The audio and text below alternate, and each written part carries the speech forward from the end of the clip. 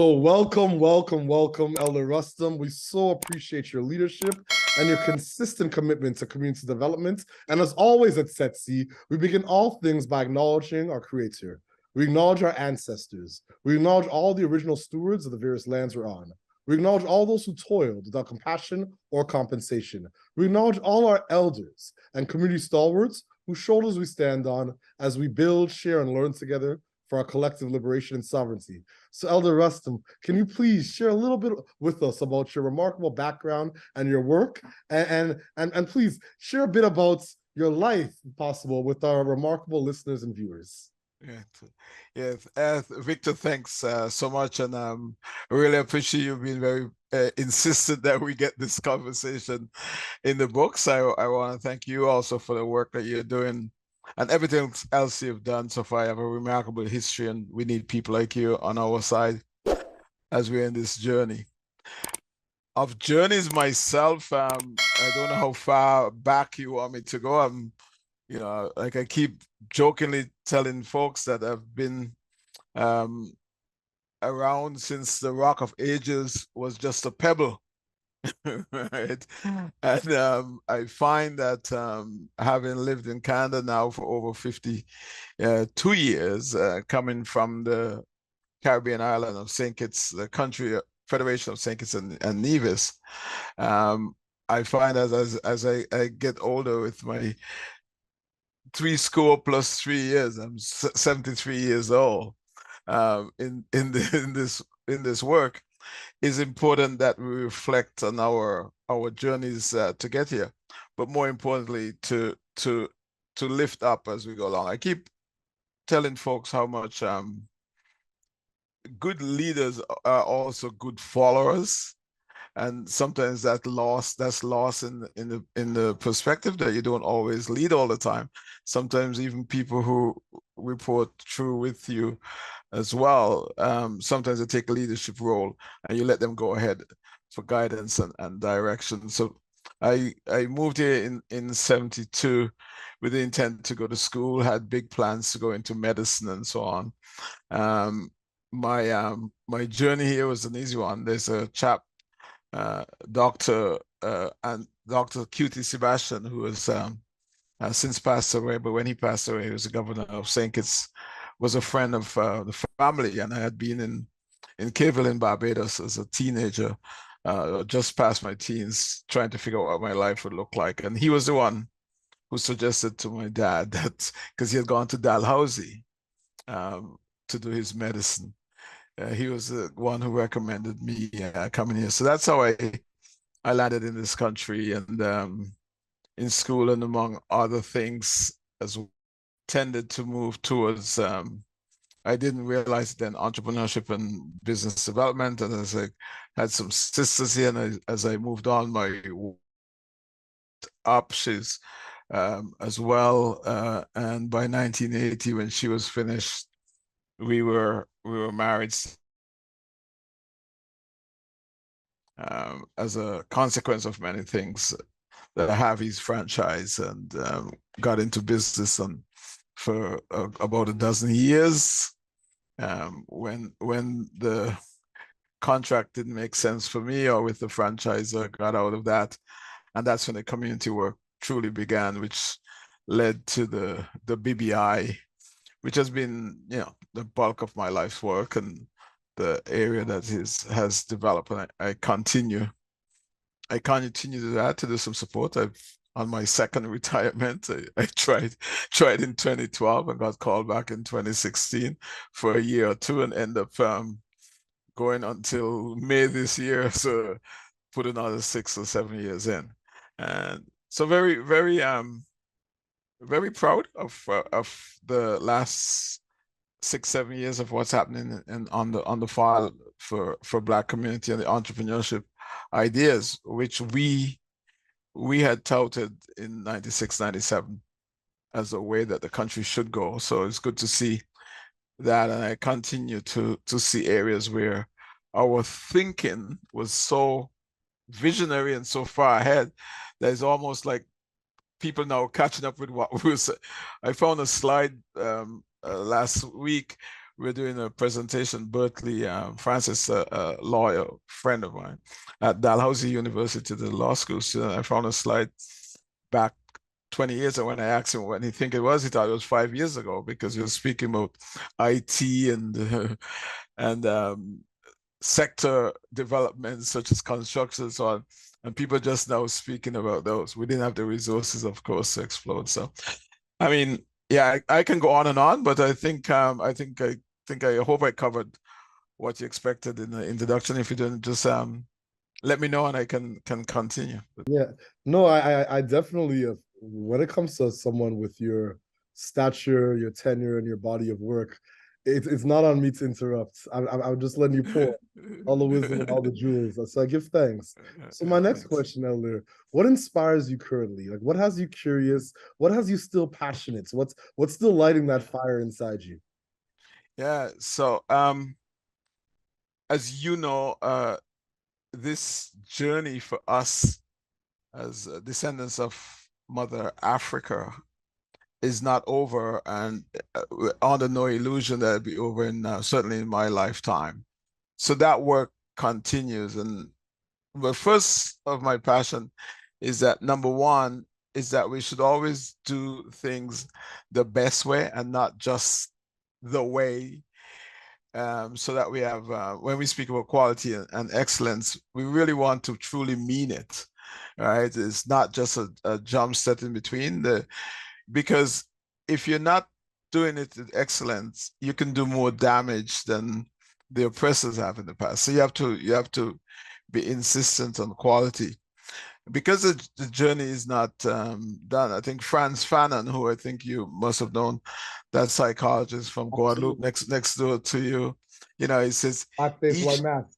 that's right, yeah, that's one of his books, and he has this quote that each generation out of general obscurity must create its mission, fulfill it or betray it. And so for me, what pushes me is that I want to fulfill my mission for the Black community. And so when it says each generation, I understand at 73, that's 7 decades in, there would be people who are only in their 40s, present company included, who is the next generation. And my hope is that the significant people who are at that stage, you actually are giving them something to hand off to. So when you ask me about the passion and mission, I have no reason to feel that it's not able. Last week, BBI had some award session, and I was trying to explain to them there are about 4 either deputy ministers or ADMs in Nova Scotia. 3 of the females in those positions all are related to the work that BBI has done, like Tracy Thomas, who was a staff member, Nicole Johnson, and Candice Thomas. Those are significant women in the politics of, and I think for Nova Scotia, should be proud, because I'm not sure if many of the other provinces have that high of a percentage of Black ADMs and those guys in there, but it speaks to that. And Keisha Jeffries, who is a young lady who was in our Businesses Jamming Youth Program, PhD in nursing, who is doing significant work, and she outlined that the lady who is now running, Ms. Jones, who's now running the African Canadian Studies in the med school, all were in the Businesses Jamming program of BBI, which is started in 1999. Ross Simmons, the preeminent content management IT person in the world, probably top 10 in the world, goes to Lincoln, to Switzerland.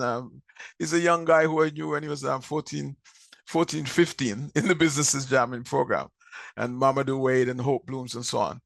So yeah, so when guys ask about what's driving the passion, it's for me is that we do have the folks who can do quality, and given the right opportunity and the right circumstances, you can see. And so I named Keisha because we were at a conference of universities studying slavery a few weeks ago. And I remember her saying, what is it was happening in 1999, 2000, early around BBI and businesses jamming, why so many key leaders came out of it. Pretty impressive as well.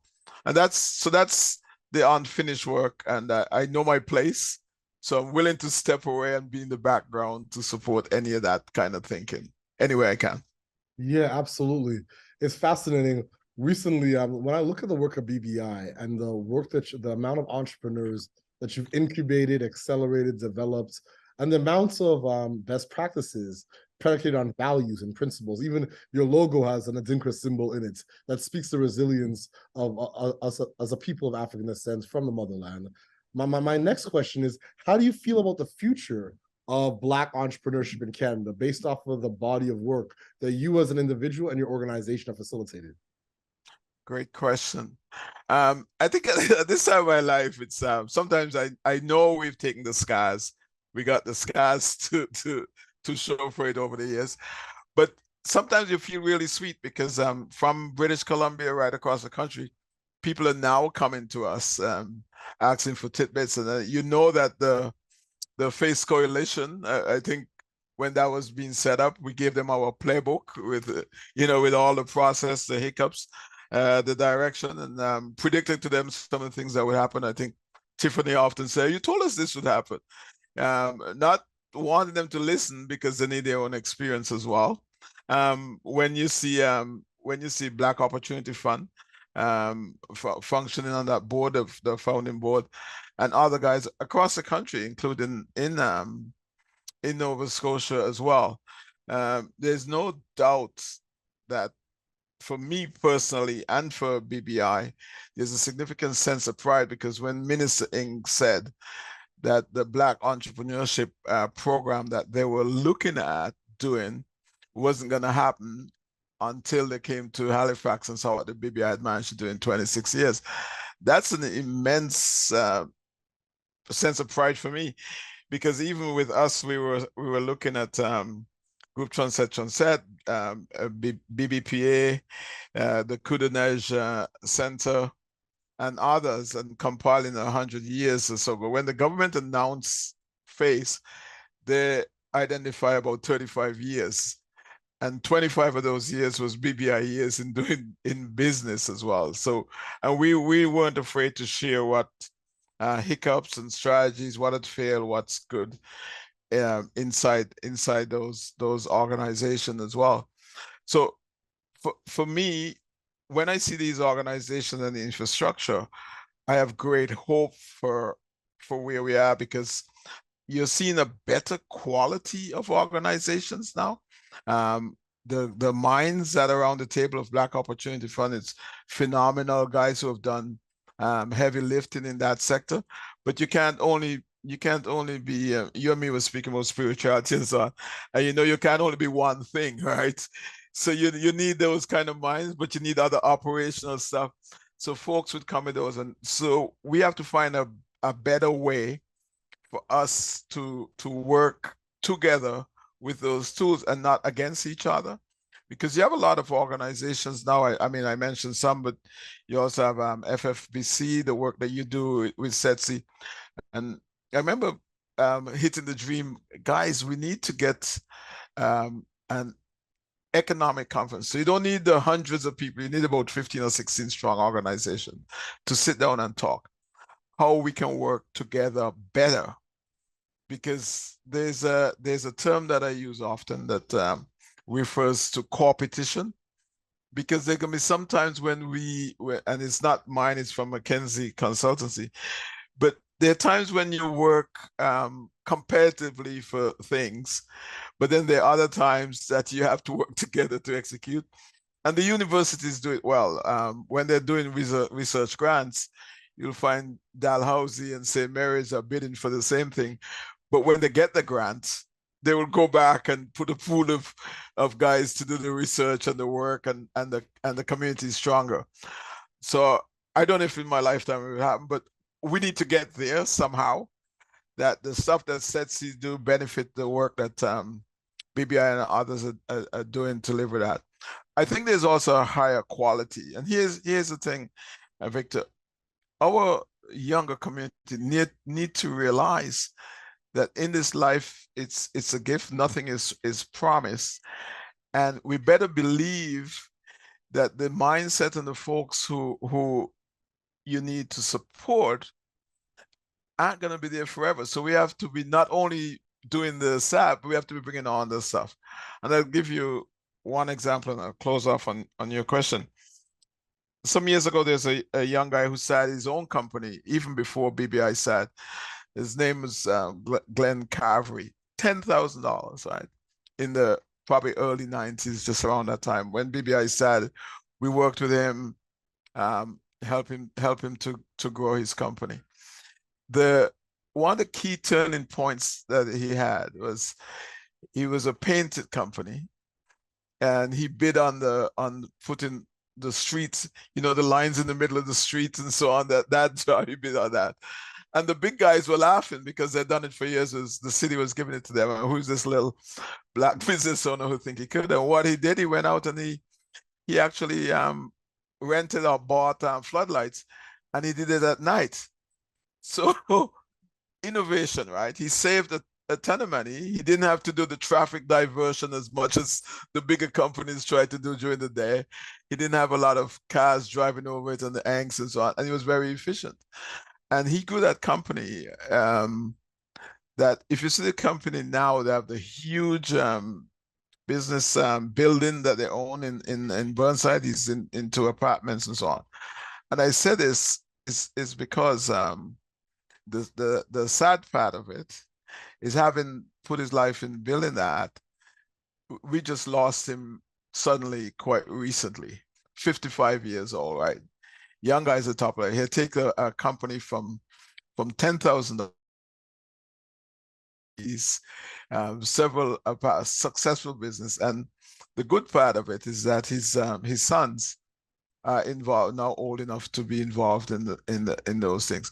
So for the message for me is that nothing is forever, and even as successful as you are, you have to be prepared to what come next. So we also need to get startups, but we also need to build on the stronger companies, especially people like Glenn, bless his soul, who actually would invest in community, but also support and raise the bar as well and make us proud.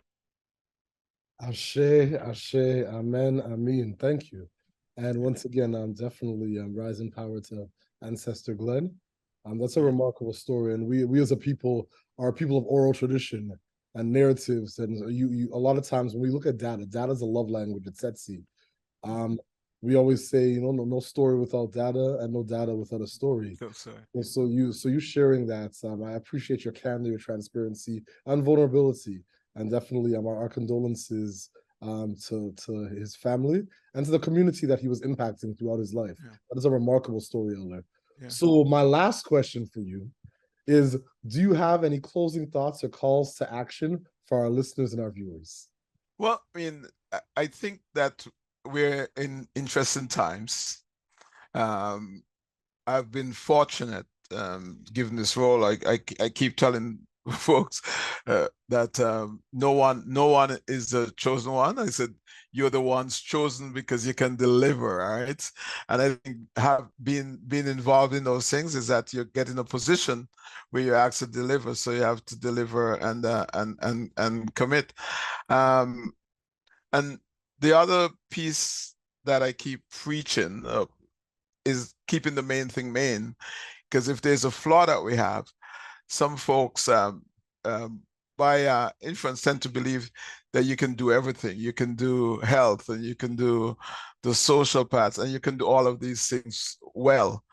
Well, there's a limit to efficiency, and so stick to the main things that you can do well. It doesn't mean that you don't help the guys, the brother and the family who are doing health or housing and all those other areas, but you defer to stronger expertise, and that make it stronger. If you try to do all of it, nothing gains, because it makes you more mediocre, whereas you can rise to higher heights.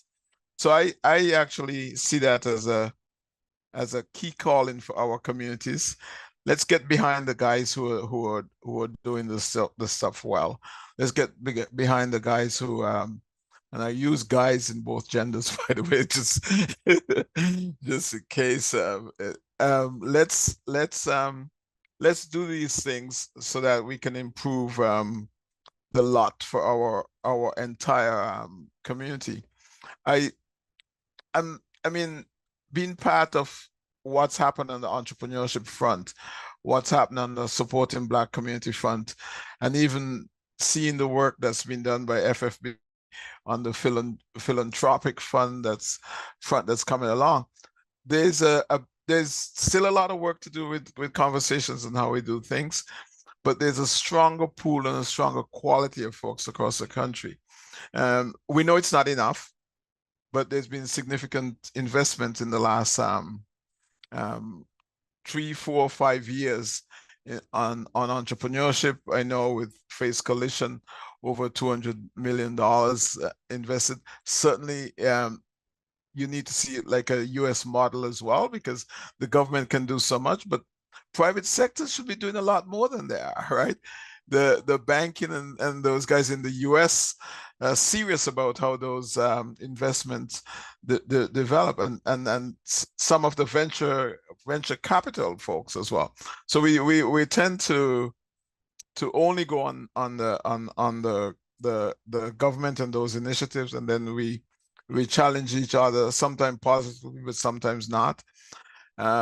However, the idea that you can have the major corporations, whether it's the phone companies, dealerships, and so on, be as involved in creating a stronger Black business community. Because if you swear on diversity, the Black community historically have been more of consumers, spend our money in the shopping and those things, than actually growing wealth. And the change dynamic is really, let us create sustainable wealth, which means stronger jobs, stronger community initiatives who can give guys sincere and honest and transparent advice. I mean, I've been kicked out of boardrooms before because I'm saying what folks don't want to hear, but they've come back and say, you were right. But if they weren't ready to listen at the time you're giving the message, and I'm sure you've been there, Victor, then you just need to move on. They will come around to that point. And to see those guys who are, many of them now, who had wished that we had gone away, is also important. So I mean, we had a historic time. If you and some of it could be depressing, Ukraine, the Middle East, and other those challenges. But at the same time, historically, we've always been the communities that have been in the margins, trying to catch up, and we need to be a little bit more selfish and elevating our causes to a level that we think that's needed, and not be afraid to be involved in politics and business and other services. So I really want to thank you for this, and like I said, I can go on and on some of those things, but I think it's a key time for us to find ways to work together to deliver our promise to our communities. Thank you so much, Elder, for your remarkable visionary leadership and consistent commitment to community economic development. And we'll close this interview the way we began, by acknowledging our creator, by acknowledging our ancestors, by acknowledging all the original stewards of the various lands we're on. We acknowledge all our elders and community stalwarts whose shoulders we stand on as we build, share, and learn together for our collective liberation and sovereignty. Thank you, Elder. We appreciate you. Thanks so much. Always a pleasure speaking to you, Victor. Certainly appreciate it. All right.